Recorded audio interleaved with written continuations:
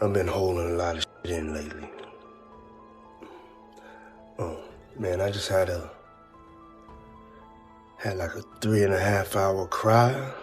Diddy has finally responded to growing CUL assault allegations, particularly after a fourth alleged victim filed a lawsuit accusing him and his associates of gang assault and trafficking when she was just 17. According to the filing, she says she was in the 11th grade when she was out with friends at a Detroit lounge in Michigan in 2003 and then approached by Harvey Pierre, then president of Combs' music label Bad Boy Entertainment. Combs' career was taking off, and she says Pierre bragged that Combs was his best friend and called him. The two men allegedly convinced her to take a private jet to New York City. In response, 50 Cent has confirmed that all proceeds from his upcoming documentary about Diddy will be donated to benefit victims of sexual assault. Notably, 50 Cent also suggested that Diddy's close friend Rick Ross should be investigated, hinting at possible involvement or connection to the situation. GD! They own Rick Ross too. You, Rose, you folded over. You still paying the gangster disciples. I know because one of them's related to me. Rumors are circulating about Diddy and Rick Ross being involved in questionable activities together, and 50 Cent plans to reveal all in his upcoming documentary. The new lawsuit against Diddy comes with a trigger warning due to its disturbing details, which are reminiscent of the Cassie lawsuit. The allegations include photos of Diddy with the alleged victim. Legal experts suggest that this lawsuit could lead to criminal charges against Diddy, but the mogul promises to fight for the truth. Meanwhile, Marvel Studios dropped Jonathan Majors over legal issues, and Diddy may now face similar consequences. We have some breaking news in the Jonathan Majors criminal trial in New York City. He has been found guilty, although it's a split verdict. Guilty on only 2 counts, not guilty on another 2 counts. Diddy's strategy to gain public sympathy seems to follow a pattern similar to R. Kelly's approach. The convicted singer tried to portray himself as a victim while depicting his accusers as money-hungry liars. However, given R. Kelly's outcome, it is uncertain whether this tactic will be effective for Diddy. This is not me, y'all. I'm fighting for my life. Y'all killing me with this. I gave y'all 30 years of my career. Robert. 30 years of my career. Y'all trying to kill me.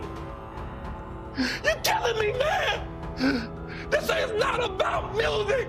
I'm trying to have a relationship with my kids, and I can't do it. The lawsuit against Diddy is unsettling, with the alleged victim identified as Jane Doe, claiming she was trafficked and assaulted at just 17. She accuses Diddy, his associate Har Pierre, and a third person of heinous acts. I want to get your opinion. You know, you was around Puffy, you was on Bad Boy. You know, looking at this lawsuit, Cassie, she claims that her and Diddy had freak-off sessions where they would get a male You prostitute. talking about the freak-off session where they used to do in the studio and all of that over different entertainers' houses and stuff? Where they be having them parties where they won't invite you to? And they be like, we having a party tonight, but this ain't your kind of party. You be like, yeah, I ain't going. I don't want to go. Freak-off parties, when you go in there, it'd be, yo, let me tell you something. We used to go in the club. We go into the nightclub, right? And we go and get to the VIP. All of these girls come around the VIP and they just be standing there. And like, let me tell you something, man. I'm gonna get back with you. We gotta rewind this back. We used to go to when we go to the club, we used to have these bottles, right? And on this bottle, they be regular Moet bottles.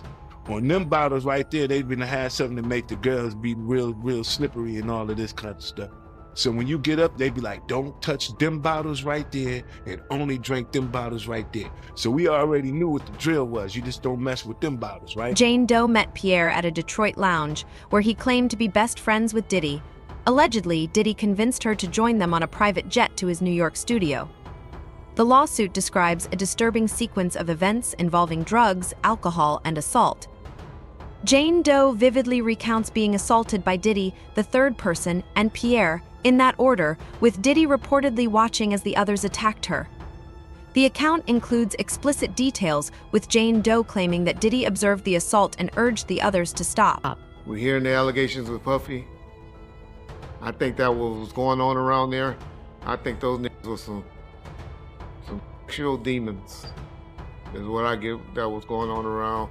Unlike many victims who come forward after decades, Jane Doe can provide evidence of her interaction with Diddy on that night.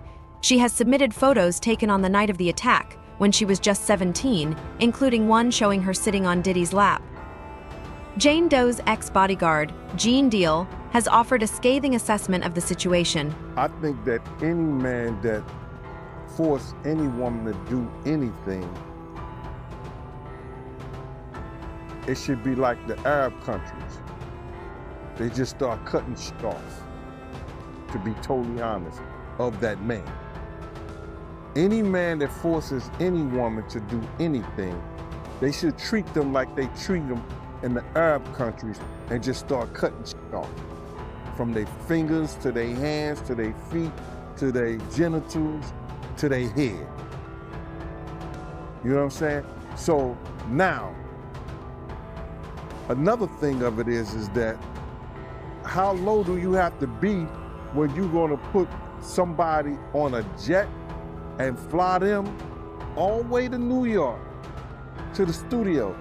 To me, bro, to be totally honest, it sounds kind of fishy to me. I can't, and then it came from Hard Pierre. The Hard Pierre I knew back in them days was a cornball that did everything Puff said. You know what I mean? Like he was one of Diddy's highest dick rides. That's some real thirsty, desperate shit for them to fly a 17-year-old girl, you know, on a G5. They was flying G5 and G4 jets back then. All the way to New York to gang rep her in the studio. Man, I wish I could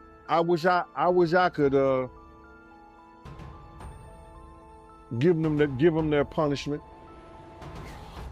if that's true. Yeah, that's what she said, man. She said that Diddy, he flew her to New York, took her to the studio, gave her and game. And there's pictures online too. So she was at his studio, Daddy house. So, I mean, she ain't lying about that. She was there, man. Well, if anything, at that time, if anything came from Detroit, it was one of Puff A&R. They called him Slam. He was from Detroit. He used to set up everything, you know, for Diddy. The time I told y'all about Diddy getting the fellatio when Jennifer Lopez was upstairs, Slam set that up. You know what I mean? So if it came from Detroit, it probably came from Slam. Because he was another one of the dudes that was a flunky around there. You know, but it's crazy, man. I really don't, I got daughters, man. I have words, I don't have words for that, bro. And I don't know any of the guys who were officers that worked for Bad Boy like myself would allow that shit to happen. They wouldn't allow that shit to go down. Pup and them, they know what to do when certain people are around. You understand?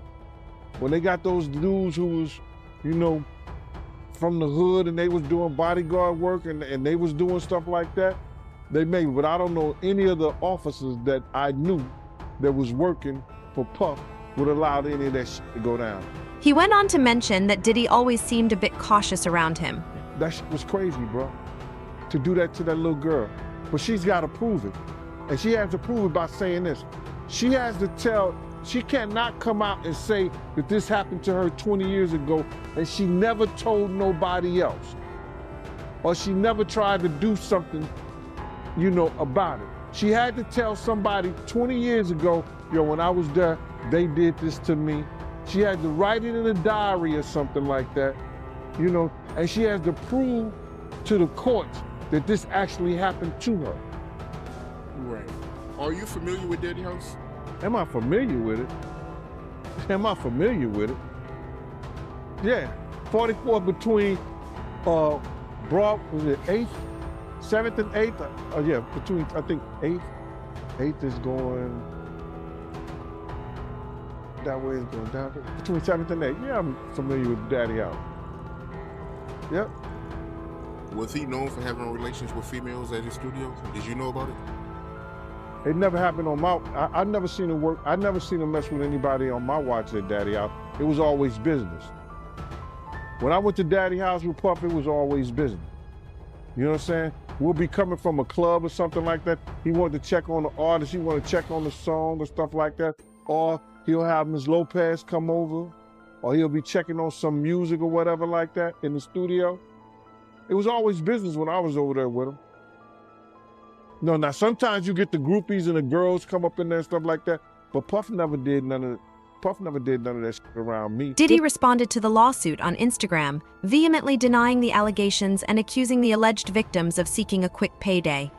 He declared his intent to fight for his name, family, and the truth. And you know, Cassie, she also alleges that, you know, while she was having sex with these male prostitutes, the male prostitutes and Diddy, they all wore masquerade masks. He didn't want her to know who they were. So if she ever wanted to do what she just did, how does she say how the person looked? All she could describe is if they was wearing masks, unless she saw them before they put the mask on. It's craziness, man. And you know what's so crazy is, bruh, that all these stories has been around the industry for a long time. Diddy also took to Instagram to remember his late ex Kim Porter on what would have been her 51st birthday, marking 5 years since her tragic death.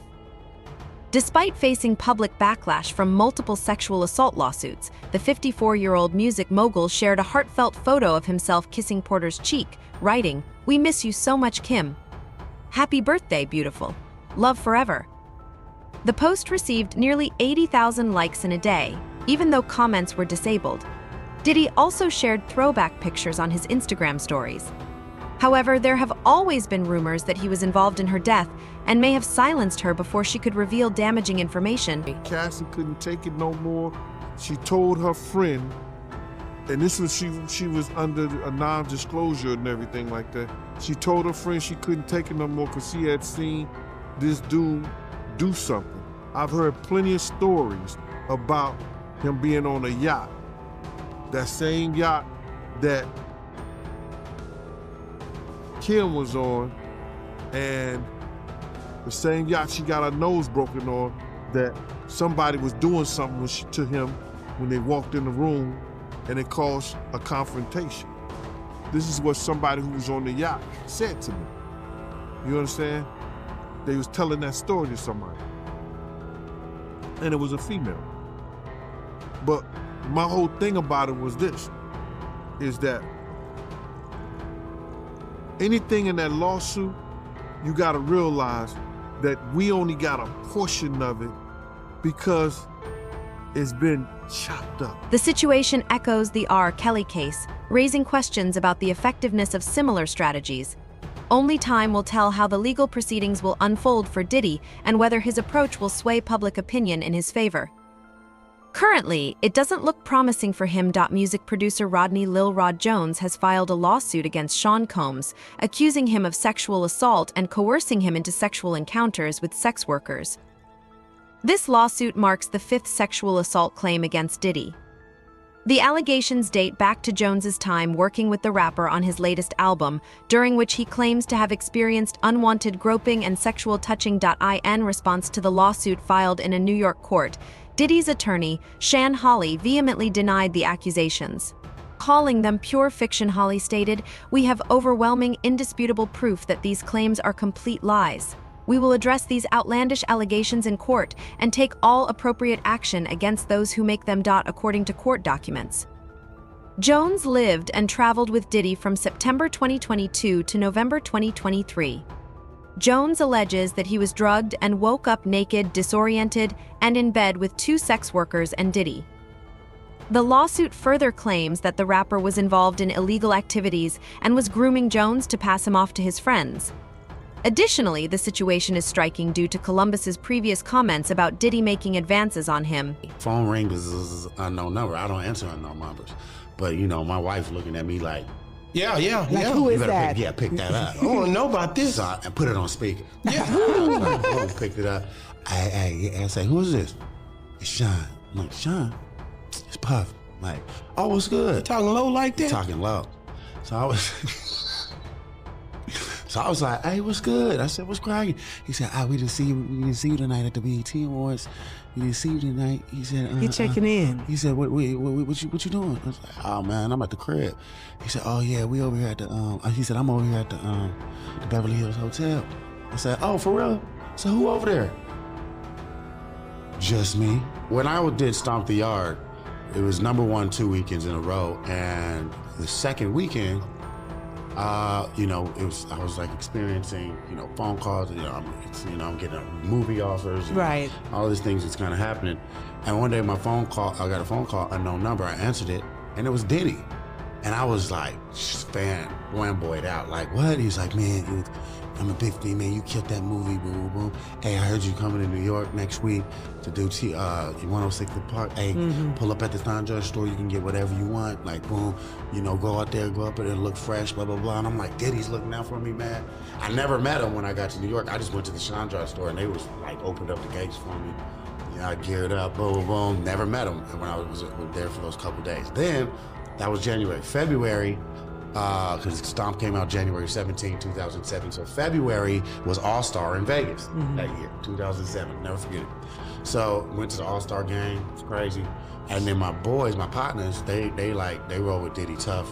They was like, you know, the band for Bad Boy for a long time. They're like, hey man, Diddy said you could come to the Palms. He's having an after party. He said, I'm over here at the Beverly Hills Hotel. I said, oh, for real? So who over there? Just me. What? Come on, man. That man ain't saying. You serious? Said just me. So my wife, I'm over here on the suspect list. What the hell? So I'm like, nah, man, I'm in bed, bro. I'm good. He's like, and just hung up. But did he ever give you signs? Did you ever give him any sign, any reason? No, nothing whatsoever. So I'm like, man. But now I got smoke in my house. So my wife looking at me like, what's up? You know what I'm saying? I'm like, I don't know, this man just called me. Like, I don't know what's going on. So anyway, you know, people, when I posted that on IG, people was like, you know, the comments was like, but did you go? Cause I left it. You did. They was like, you did leave it like in limbo. And I'm like, oh, I gotta respond to this. But I was like, the only way people really listen is if you say, you know, they listen to Dave Chappelle. Dave Chappelle say some shit they know is fake. I was like, hell no, I didn't go. It's crazy. It's ridiculous what I look like going to a grown man's hotel room in the middle of the night. It's ridiculous. Anything's possible with this man. Like Kevin Garnett winning the NBA championships, anything's possible. I wasn't playing those games with P. Diddy that night. They could have changed everything. Damn, man. So you were not surprised when all of this came out in the open at all? No, I wasn't, because I have, you know, as I gotten further deeper into the game, you know, people talk. So I would hear stories, but I never saw nothing. Storm Monroe also pointed out that Diddy appears to have many more male victims. He was gonna have you struggling and scraffling, all right? He was gonna have you struggling and scraffling. Wait. Did we find it? Yeah, here it is. Man, you doing it, man. You deserve it, Daddy. You putting in that work. Proud of you. I love you. Yeah. I like the way you do that, Daddy. You putting in that work. Yeah. Did it just get through running up at Meek? Why was Meek all tooted in the pool like that? Let me ask you, lady. Well, you know, we got gentlemen too. Those of y'all that get in y'all. Do y'all sit in cold water to cool it off? Do y'all be on fire after y'all give? Let's play it again. Man, you doing it, man. Look at him. Look at him. He look drunk as shit. He look like leave me alone. He look like damn daddy, you ain't even use no lube this time. I tried to go back to the coconut oil. You told me sit my black ass and take this shit. turned up the music so nobody can hear me scream. You said I'm gonna hop in this ice cold pool to cool this ass off. Y'all think when Diddy got through running up in that ass was farting and sharding all the way over to the pool? I would have thought that chlorine would have burnt that ass. I would have thought that ass would have been raw. I would have thought that ass would have been raw and toe up. Because Diddy don't look like he do nothing slow and central. He look like he just rams